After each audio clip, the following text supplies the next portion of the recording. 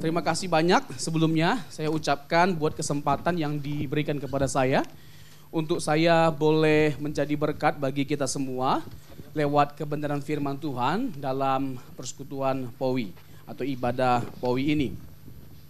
Saya diberikan satu tema yang menurut saya ini sesuatu yang praktis dan ini terkait erat dengan kehidupan yang kita jalani dan kita harus mengerti prinsip kekristenan dalam kita menjalani kehidupan. Bagaimana seharusnya kita menjalani kehidupan kita dan bagaimana sebagai orang Kristen kita punya cara pandang, ya, cara pandang yang benar based on scripture, berdasarkan Alkitab supaya benar pula cara kita memandang masalah, menyikapi masalah, menghadapi masalah. Ya. Kita harus menunjukkan perbedaan kita dengan anak dunia in everything. Termasuk dalam hal bagaimana kita menyikapi atau mengatasi masalah. Nah, hari ini tema dari kebenaran firman Tuhan yang saya bawakan adalah menang atas pencobaan. Menang atas pencobaan. Saya yakin dan saya percaya bahwa tidak ada di antara kita yang tidak ada masalah, yang tidak ada pencobaan. Pasti banyak. Setuju? Amin. Bahkan bukan hanya ada tapi banyak kali. Ya kan? Tapi persoalannya adalah bagaimana kita dengan pintar, dengan cerdas, dengan benar menyikapi semua masalah dalam kehidupan kita sehingga ketika ada masalah, ada pencobaan itu tidak jadi masalah. Kita tetap tenang. Ya, karena kita tahu yang pertama ada Tuhan yang menyertai setiap kita. Tuhan tidak berjanji selalu ada pertolongan. Tuhan tidak berjanji selalu ada mujizat karena memang tidak selamanya ketika kita berdoa Tuhan jawab doa kita. Jadi ketika kita sakit bisa saja Tuhan tidak menyembuhkan sakit kita. Tapi apakah itu sebuah masalah? Seharusnya tidak kalau kita dewasa rohani. Sebagai orang yang dewasa rohani kita harus mampu berkata disembuhkan atau tidak disembuhkan, diberkati atau tidak berkati, aku akan tetap mengiring Yesus sampai selama-lamanya. Amin. Ciusnya ini. Amin. Siapa yang mau diberkati oleh Tuhan dengan melimpah? Kalau berkat nomor 1, amin. Boleh main musiknya enggak? Ya kan? Disembuhkan atau tidak disembuhkan, diberkati, berkati, kita harus tetap mengiringnya sampai selama-lamanya. Amin. Siapa yang mau diberkati? Amin. Kunci C bang ya. Abang Marpaung. Lagu ini mengingatkan kita betapa kita harus serius untuk mengikuti Yesus. Bahkan sampai pada titik berapapun harga yang harus kita bayar, kita akan bayar. Amin. Meskipun saya susah menderita dalam dunia, saya mau iring Yesus.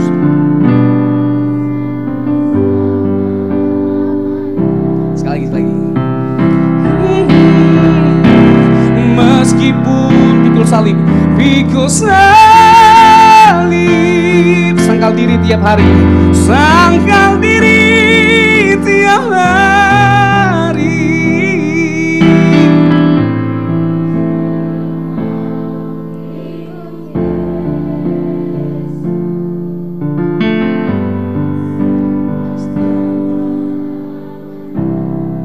Kita harus persoalkan apa yang membuat kita berkorban bagi Yesus dan apapun harga yang harus kita bayar, kita akan bayar.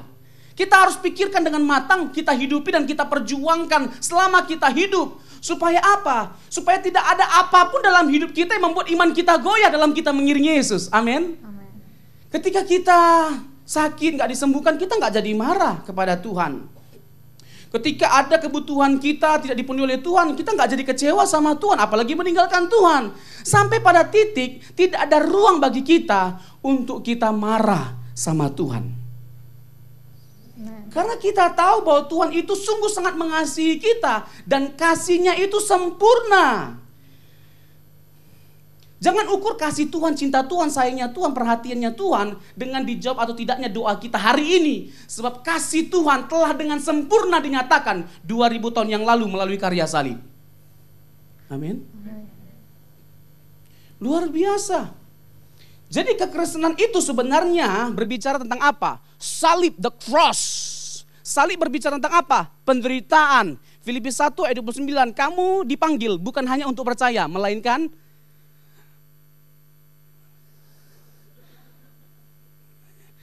ini apa ayat kayak ini? Melainkan menderita. Matius 6 ayat 33, bunyinya apa? Matius 6 ayat 33. Kalau yang terkait dengan berkat nomor 1. Kamu dipanggil bukan hanya untuk percaya, melainkan menderita. Nah kalau kita tahu kekristenan seperti ini, ketika kita menderita, kita tidak marah, Pak. Karena kita tahu kekristenan itu adalah penderitaan. Salib, the cross. Panggilan esensial dari kekristenan adalah sangkal diri, pikul salib. Sangkal diri, pikul salib. Menyangkal diri artinya dari egosentris menjadi kristosentris. Berpusat pada diri, jadi berpusat pada Allah. Itu kristosentris. Kita mengakui bahwa pemilik hidup kita itu Tuhan. Kalau kita sudah mengakui bahwa pemilik hidup kita adalah Tuhan, maka Dia yang berhak untuk mengatur kehidupan kita, bukan kita. Kalaupun kita berdoa menaikkan permohonan, keinginan, gak jadi masalah. Tapi tempatkan kehendak Tuhan di atas segala-galanya. Begitu juga dengan Tuhan Yesus waktu di Getsemani. Sekiranya cawan ini, but not my will, your will be done. Yesus anak Allah loh. Yesus anak Allah loh. Dia gak jadi marah loh ketika doanya gak dijawab. Tapi dia belajar menundukkan diri. Kalau anak Allah aja seperti itu, kita juga harus. Amin. Iya, jangan jadi marah sama Tuhan. Karena kita tahu, Dia selalu tahu yang terbaik buat setiap kita. Dia selalu tahu yang terbaik buat kita. Tapi gak jadi masalah. Naikkanlah permohonan kita kepada Tuhan dalam hal apapun. Tuhan, ya, dalam kali aku jomblo. Aku adalah lagi dekat sama seseorang. Jawab kek doaku Tuhan. Gak jadi masalah. Naikkan doa kita, permohonan kita sama Tuhan. Tapi kalau seandainya Tuhan tidak jawab, jangan kecewa, karena Tuhan mungkin menyediakan yang lebih baik daripada apa yang kita pikirkan. Amin. Jangan paksakan kehendak Tuhan. Nanti kecewa apa kita, hancur kita, yang kita salahkan siapa?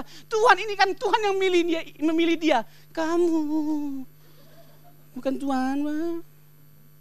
Saya bukan emosi frustasi. Iya kan, nanti kalau sudah menikah, lalu gak sudah harapan. Terus konseling sama pendeta, Pak Pendeta, iya kenapa? Aku pikir dia pangeran, ternyata kolor hijau. Pak Pendeta, aku pikir dia apa? Aku pikir dia bidadari, ternyata kuntilanak, Pak Pendeta. Nasi sudah jadi bubur, makan, Pak, tinggal tambah cakwe jadi enak, Pak. Kasih bumbu, kasih telur. Gak ada kata mundur. Jangan sampai sombong, kamu ya dapat aku itu anugerah, tapi aku dapat kamu musibah. Jangan, Pak.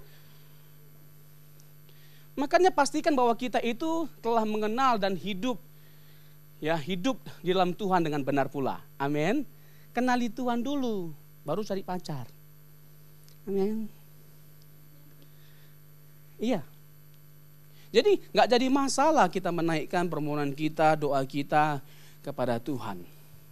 Tapi tepatkanlah kehendak Tuhan di atas segala-galanya. Kepuasan Tuhan, kebahagiaan Tuhan, Tuhan bahagia adalah hal yang utama dalam kehidupan kita. Karena Dia lebih dari apapun, Dia lebih dari segala keinginan dan permohonan kita. Amin. Karena apa? Karena Dia sudah membeli diri kita dengan tunai. Harganya mahal. Jadi kita tidak lagi berhak atas hidup kita. Jangankan harta kita, Pak. Nyawa kita pun kita tidak berhak, Dia yang punya, apalagi harta kita. Makanya jangan ada yang patentengon.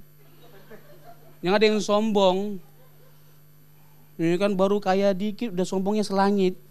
Orang keluar mobil Alphard biasa aja ya kan. Kalau ini luar biasa. Biasa aja, Pak.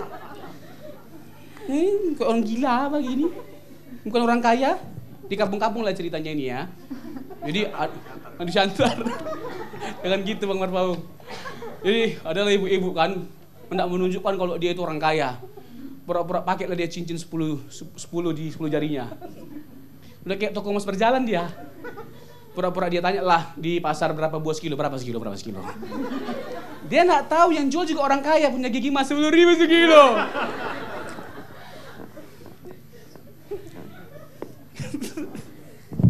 Ya kan? Supaya orang tahu kalau orang kaya pakai tali pinggang mahal, terus jalan agak diatur.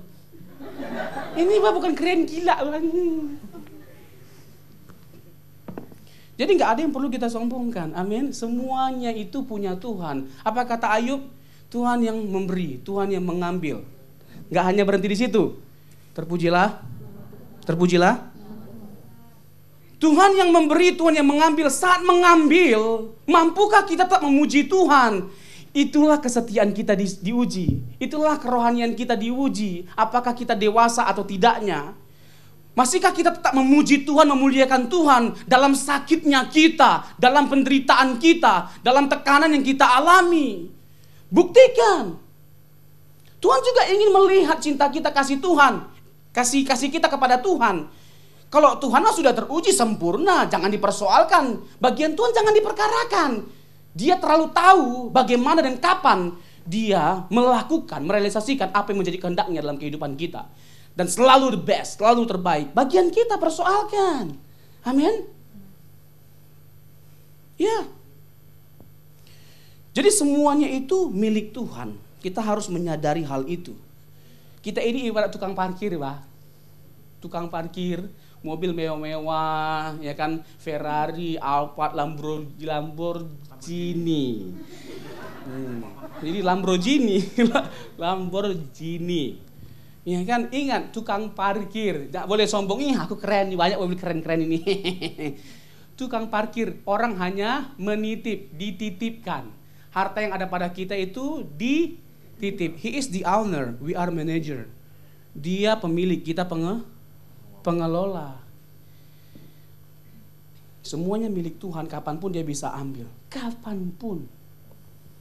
Ya, diri kita, nyawa kita bisa diambil, apalagi harta kita. Nah, ini ayatnya panjang, ayat yang diberikan, teks yang diberikan. Ya kan? Nanti jadi catatan aja sama Bapak Ibu, jadi PR untuk dibaca di rumah. Matius 4 ayat 1-11. Saya yakin Bapak Ibu kan rajin baca Alkitab. Loh, kok ketawa? Saya yakin Bapak Ibu rajin baca Alkitab.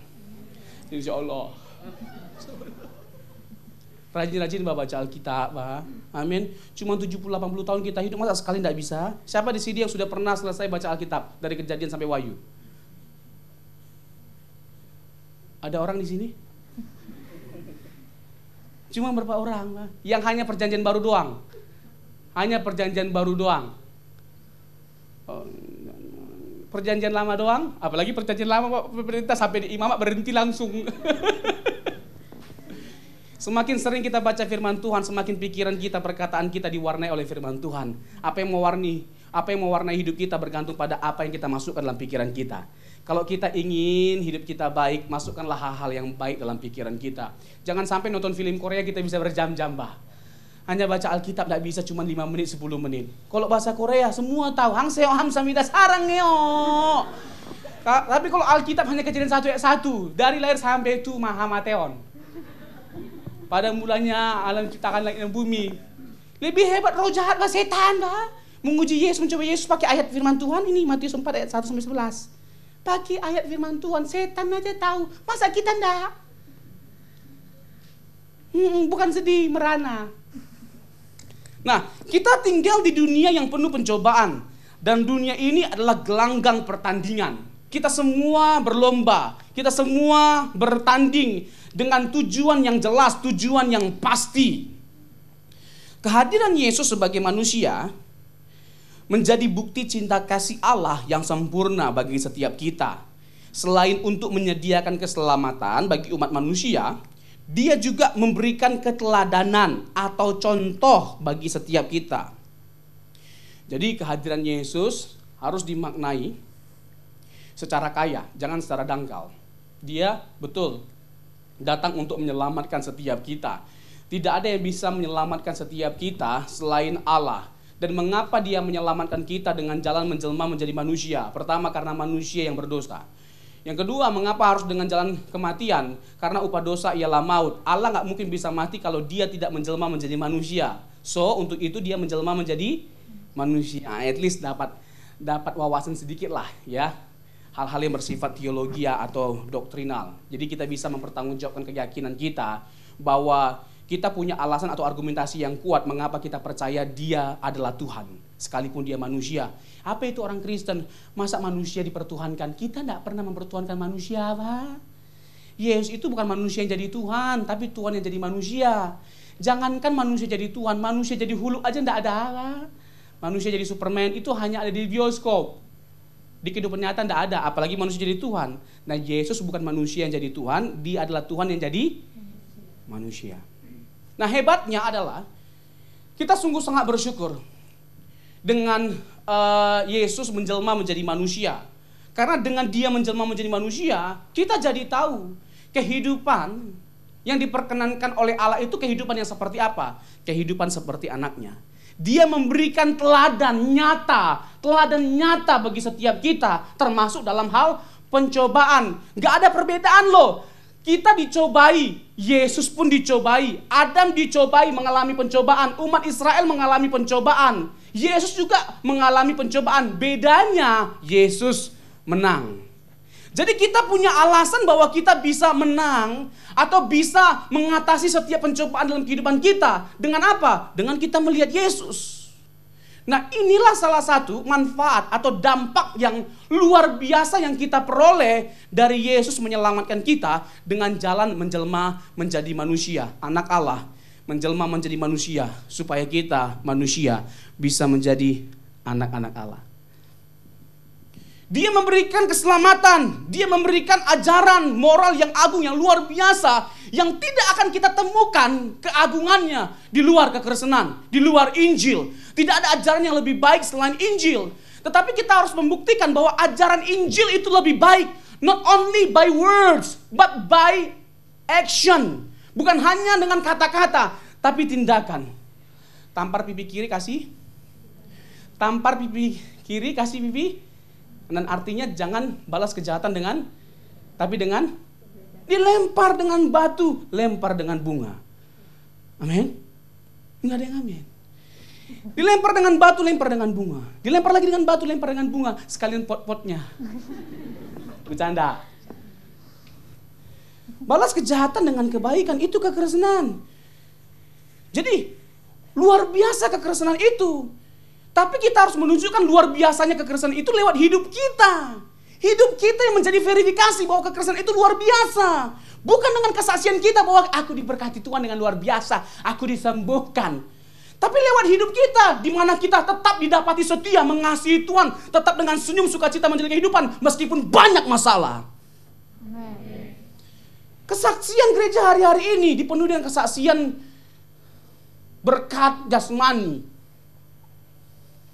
Teologi kemakmuran, apalagi mega church, maju ke depan bersaksi. Saya dulu gak sungguh-sungguh ikut Yesus. Ketika sungguh-sungguh ikut Yesus, dari melarat jadi konglomerat. Iya kan? Saya dulu terjepit, sekarang melejit. Sekarang tegar di saat sukar, merambat saat dibabat. Kesaksian begitu. Aduh, aku dulu sakit parah sekali. Kanker, stadium apa? Stadium Gelora Bung Karno, di atas stadium 4. Iya kan? Setelah ikut Yesus sungguh-sungguh, aku mengalami kesembuhan, mujizat pertolongan, berkat yang berlimpah. Ini kekristenan? Ini kekristenan? Halo? Ini kekristenan? Yes dong, jangan bilang cepat kali. Enggak. Yes dong, kekristenan ini. Tuhan juga mampu melakukan itu semuanya, betul. Tapi ini masih setengah kebenaran. Jadi bukan berarti kita nggak sungguh-sungguh mengasihi Tuhan kalau kita nggak mengalami semuanya ini. Apa kesaksian Paulus? Baca Alkitab dengan benar. Dulu aku luar biasa, aku diberkati, aku terhormat, aku anak buah Gamaliel, aku punya penghasilan yang jelas. Waduh, luar biasa hidupku sebelum ikut Yesus. But when I follow Him, ketika aku mengikut Dia, selesai. Hormatku hilang, aku tidak terhormat, aku dikejar-kejar, aku di penjara loh. Tapi lihat, kisah hidup Rasul Paulus itu menguatkan dan menghibur setiap kita hari ini dalam kita mengiring Yesus. Kita tahu bahwa mengiring Yesus itu tidak mudah, penuh dengan penderitaan. Yesus sendiri sudah kasih tahu, kamu akan menderita karena namaku. Dengan melihat kehidupan para rasul secara Paulus, kita dapat dengan keyakinan yang penuh bahwa kita tetap bisa menatap hari esok meskipun banyak pencobaan dan penderitaan yang kita alami. Amin. Coba bayangkan, di dalam penjara tetap dia bisa bersukacita, bersyukur. Ada 4 surat yang ditulis oleh Rasul Paulus di dalam penjara. Jadi maksud dan tujuan Tuhan itu luar biasa. Tuhan ingin menunjukkan bahwa lewat kehidupan Paulus, bahwa dalam tekanan pun sesuatu yang baik itu bisa muncul. Ya, seperti Filipi, itu surat yang muncul dari dalam penjara loh. Dalam penjara Filipi 4 ayat 4, dia mengajak orang lain bersukacita. Bersukacita loh, bersukacitalah senantiasa. Sekali lagi katakan kepadamu, bersukacitalah dalam penjara, dalam tekanan. Jadi kalau kita bersyukur, kita bahagia, kita bersukacita pada waktu kita baik-baik saja diberkati oleh Tuhan. Oh yes, yes, yes, yes. Biasa apa? Tapi waktu semuanya tidak baik, tapi kita tetap bersyukur sama Tuhan. Kita tetap kagum sama Tuhan. Itu luar biasa. Ku kagum, hormat akan Engkau. Ku kagum, hormat akan Engkau. Kau Allah yang layak dipuji.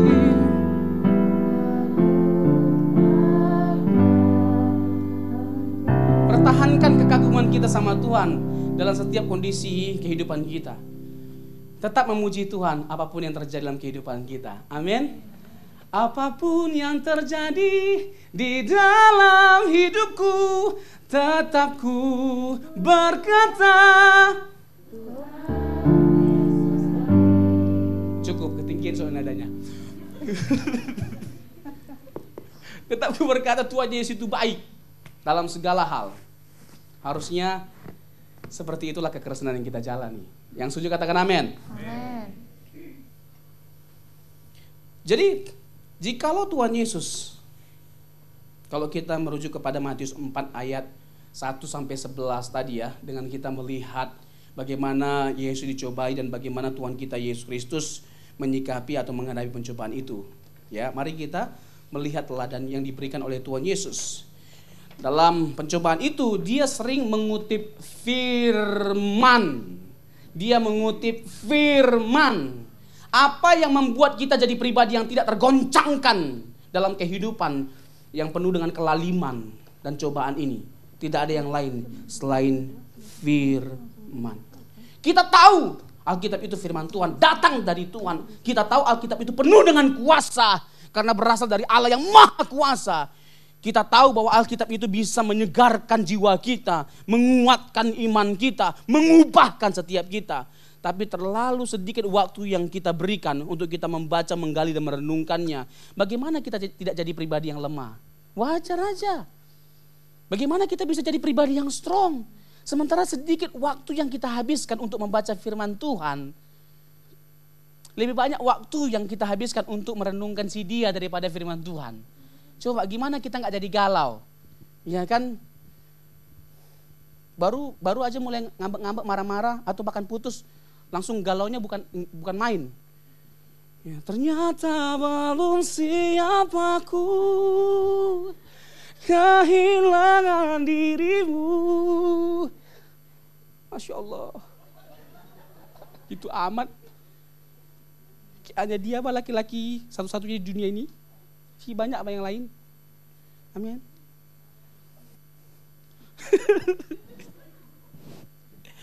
Emang. Gunakan firman Tuhan. Berikan diri kita untuk dituntun oleh Roh Kudus. Yohanes 14, 15, 16. Itu berbicara tentang penghibur, yaitu Roh Kudus, yang pekerjaan utamanya adalah untuk menuntun kita kepada seluruh kebenaran. Kita tidak mungkin bisa menghidupi kebenaran tanpa Roh Kudus. So we need Him so much. Kita sangat membutuhkan Roh Kudus agar kita terhibur dan dimampukan dalam kita melewati segala sesuatu, dalam kita menghidupi kebenaran firman Tuhan. Sebagaimana Tuhan Yesus dicobai tatkala ia menjelma menjadi manusia, begitu juga dengan kita. Pencobaan pertama adalah menyangkut status dan kuasa Yesus sebagai anak Allah, yaitu agar Yesus mengubah batu jadi roti jadi batu atau batu jadi roti. Hasilnya papa roti. Mengubah batu jadi roti. Bisa nggak Tuhan Yesus kira-kira? Yang benar. Iya. Ketahuan baru hari tonang kayak ini.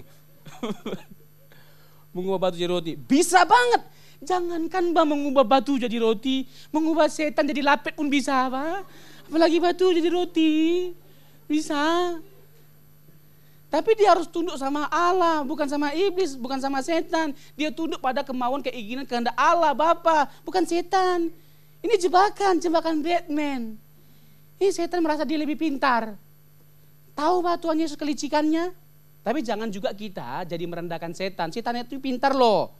Kuat loh, perkasa loh. Makanya saya gak setuju dengan lagu sekolah minggu itu. Dong, ada iblis di bawah kolong. Hatiku mau dicolong. Oh Tuhan segera colong. Ngapain iblis di bawah kolong, Pak? Ngapain iblis di bawah kolong? Oh Tuhan segera colong. Kan ada sekolah minggu kan. Tuhan segera colong.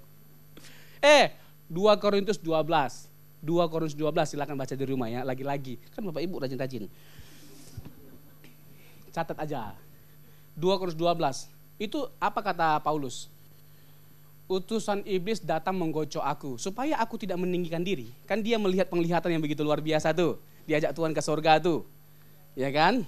Ya dia gak umbar-umbar kesaksiannya itu. Ya ini saya mau kasih tahu, kita gak perlu kesaksian siapapun untuk percaya bahwa surga itu ada atau tidaknya.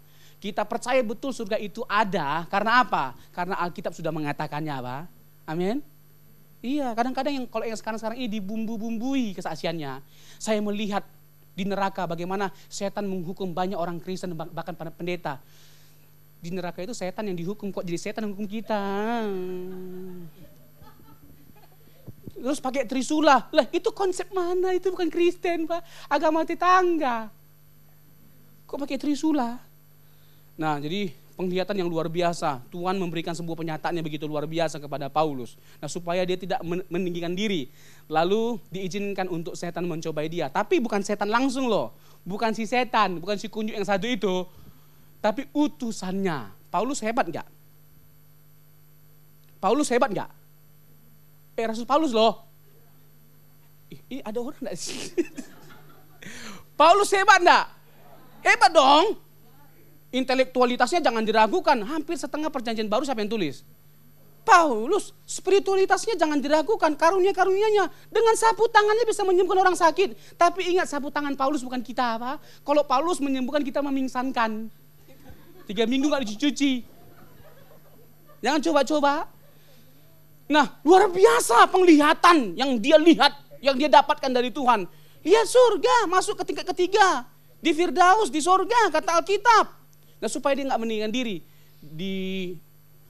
diizinkan untuk setan mencobai dia. Utusan iblis, baru utusan iblis. Sototofore DP lutut. Goyang lututnya.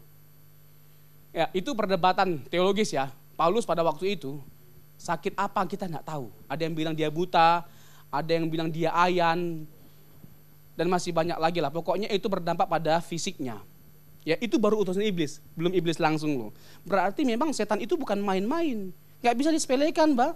Jadi kalau kita gak sungguh-sungguh hidup dalam Tuhan, habis kita. Amin. Habis loh kita. Makanya kita harus sungguh-sungguh hidup dalam kebenaran. Mengerti kebenaran. Supaya kita gak gampang jatuh, gak gampang dicobai oleh iblis. Jadi pencobaan pertama itu menyangkut status dan kuasa Yesus sebagai anak Allah. Pencobaan kedua, ya itu juga masih menyangkut status Yesus sebagai anak Allah. Iblis meminta Yesus agar melompat dari bubungan bait Allah untuk membuktikan kepada publik bahwa Allah Bapa akan memeliharanya. Ini juga jebakan. Ya kan, kalau dia sampai melompat dari hubungan bait Allah, ya kan, jadi spektakuler, jadi seperti Superman dia, oh keren. Ya kan, semua orang akan memuji dia, semua orang akan datang sama dia, mengagung-agungkan dia. Tapi bukan jalan seperti ini cara yang Tuhan tentukan untuk menarik setiap kita, untuk menyelamatkan setiap kita. Berbahaya, ini jebakan. Ini adalah upaya licik dari setan untuk menggagalkan karya keselamatan diselenggarakan melalui karya salib. Salib gak akan terlaksana pada akhirnya kalau Yesus memenuhi apa yang diinginkan oleh iblis dengan dia menjatuhkan diri dari hubungan bait Allah. Jadi sekali lagi ya, saya mau katakan, setan itu cerdik. Setan itu tahu firman Tuhan, tapi kadang-kadang dibelokkan. Nah, bagaimana kita bisa melawannya kalau kita gak sungguh-sungguh mengerti kebenaran firman Tuhan dan berdiri teguh atas kebenaran firman Tuhan? Gak bisa. Jadi kita harus kokoh dan kuat dalam kebenaran firman Tuhan. Yang terakhir, pencobaan yang ketiga. Pencobaan ketiga adalah pencobaan yang berhubungan dengan kerajaan dan kemegahan dunia. Iblis menawarkan kemegahan dunia dengan segala isinya, asal Yesus menyembahnya. Tuhan pakai firman Tuhan untuk menghardik cobaan yang diberikan oleh iblis, bahwa hanya Tuhan yang bisa disembah. Allah itu esa, hanya Dia yang esa yang bisa disembah, tidak ada yang lain. Iblis mengaku bahwa dia itu yang punya dunia dan segala isinya. Bohong. Bukan dia yang punya dunia dengan segala isinya, yang punya itu ya Allah, yang punya itu ya Yesus. Dia berbohong. Tapi kalau sampai Yesus gagal dan memenuhi apa yang diminta oleh iblis, oh betul, akhirnya jatuh ke tangan iblis kekuasaan atas dunia, itu berbahaya. Jadi Tuhan kita adalah Tuhan yang berjuang dan taat secara sempurna kepada Bapa. Tidak sedikit pun menjadi goyah keyakinannya akan pemeliharaan Allah dalam kehidupannya. Seharusnya begitu juga dengan setiap kita. Tidak sedikit pun goyah keyakinan kita akan pemeliharaan Allah, penyertaan Allah dalam setiap kita. Tuhan pasti menyertai kita dalam situasi sulit yang kita alami. Tuhan pasti menolong kita dalam setiap kesukaran yang kita alami. Percayalah bahwa berkat Tuhan, kebaikan Tuhan selalu lebih besar, selalu lebih banyak daripada masalah yang kita alami. Amin. Supaya kita bersyukur. Berkat Tuhan mari hitunglah, kau niscaya olehnya. Berkat Tuhan mari hitunglah. Tapi bagaimana mau kagum yang dilihat mulu masalah. Nggak bisa bacarinya, kok jadi Madura ini.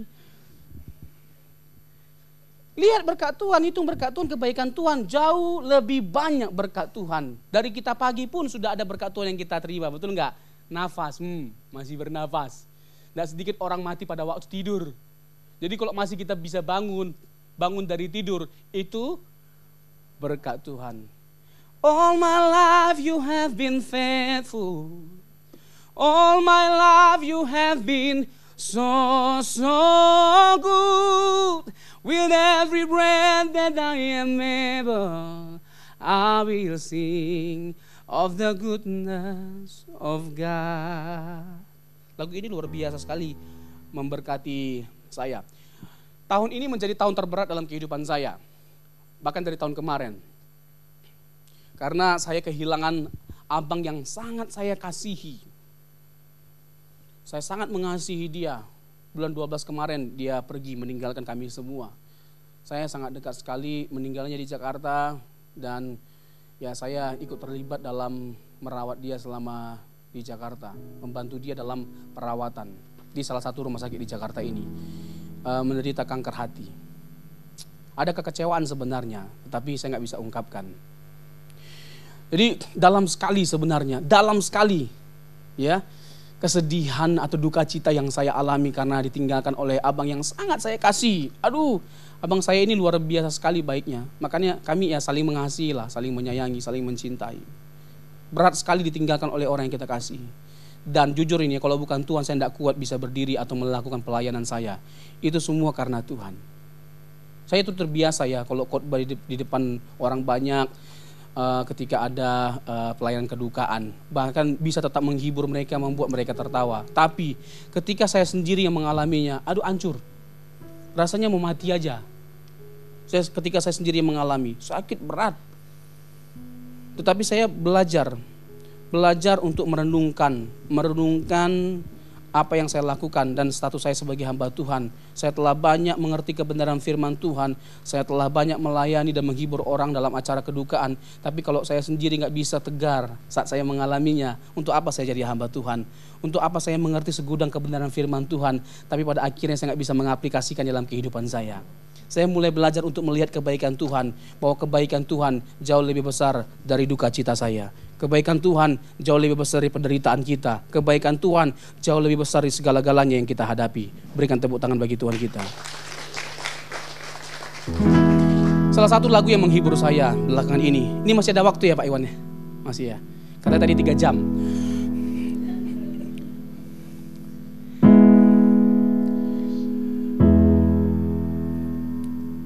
Kecuci ya Bang ya? Bersamamu Bapa, ku lewati semua perkenananmu yang teguhkan hatiku. Engkau yang bertindak, memberi pertolongan. Anugerahmu besar, berlimpah bagiku. Boleh bersama-sama dari awal ya. Engkau ada. Engkau ada bersamaku di setiap musim hidupku. Tak pernah kau biarkan ku sendiri.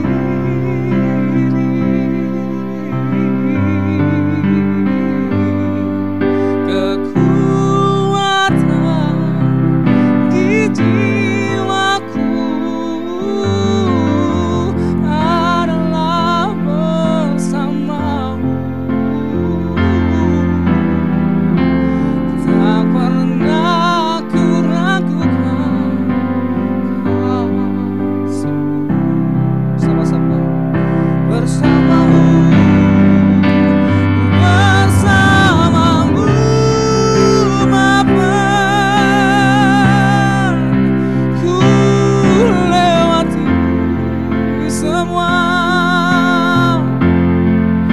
perkenananmu yang teguhkan hatiku. Engkau yang bertindak, memberi pertolongan.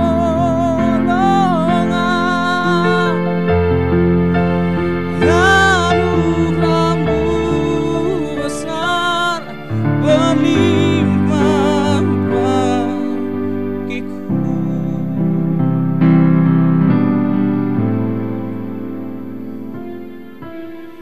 Percayalah bahwa Tuhan tidak akan pernah membiarkan atau meninggalkan kita sendiri. Kadangkala memang Tuhan itu seperti nggak ada.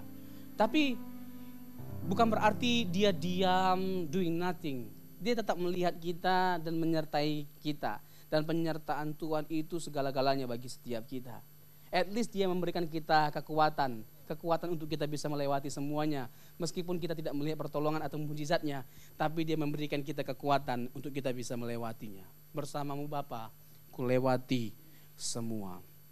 Jadi implikasinya, pelajaran yang bisa kita petik untuk kita bisa aplikasikan dalam kehidupan kita. Yang pertama, pencobaan di padang gurun menunjukkan kepada orang percaya bahwa Yesus adalah anak Allah yang senantiasa menunjukkan ketaatannya kepada Bapa untuk memenuhi tugas mesianis yang akan Dia kerjakan. Mari kita tunjukkan ketaatan kita seperti yang ditunjukkan oleh Tuhan Yesus dalam seluruh aspek kehidupan kita.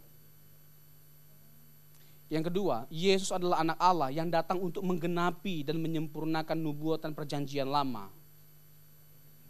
Para penulis Injil hendak menekankan bahwa Yesus adalah anak Allah yang melebihi Adam dan Musa. Dia adalah Musa yang baru. Dalam perjanjian lama dinubuatkan akan ada seorang nabi yang seperti Musa, dan ini adalah Yesus.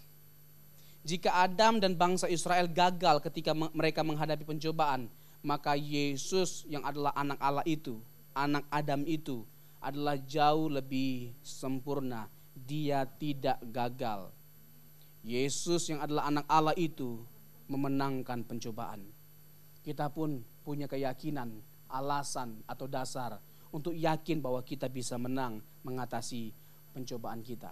Ketiga, penulis Injil ingin menunjukkan bahwa Musa berpuasa 40 hari, 40 malam. Yesus pun berpuasa 40 hari. Dia juga berpuasa 40 hari. Dan bukan hanya itu, dia dicobai. Tujuan utama iblis mencobai dia, ini dia. Tujuan utama iblis mencobai dia untuk menggagalkan karya keselamatan yang dikerjakan oleh Tuhan Yesus. Supaya Yesus tidak menyediakan keselamatan melalui karya salib. Waktu di karya salib saja masih berupaya berjuang setan untuk menggagalkan karya penyaliban karya keselamatan. Dengan dia pakai imam. Apa kata imam? Ini memang ngegemesin sekali. Mau ditampol itu memang imamnya. Dia bilang apa? Alah, orang lain tidak diselamatkan, dirinya sendiri tidak diselamatkan. Kami akan percaya samamu. Kalau kau turun dari salib, kalau kau turun dari salib, kami mau percaya. Ini upaya setan untuk menggagalkan karya keselamatan. Kalau sampai Tuhan Yesus turun, selesai, tidak ada pengampunan, Pak. Tidak ada keselamatan, binasa kita. Coba saya Tuhan Yesus pada waktu itu, saya digitukan. Turun dari salib, saya turun, saya tampol itu imam, pak, terus saya naik lagi ke atas.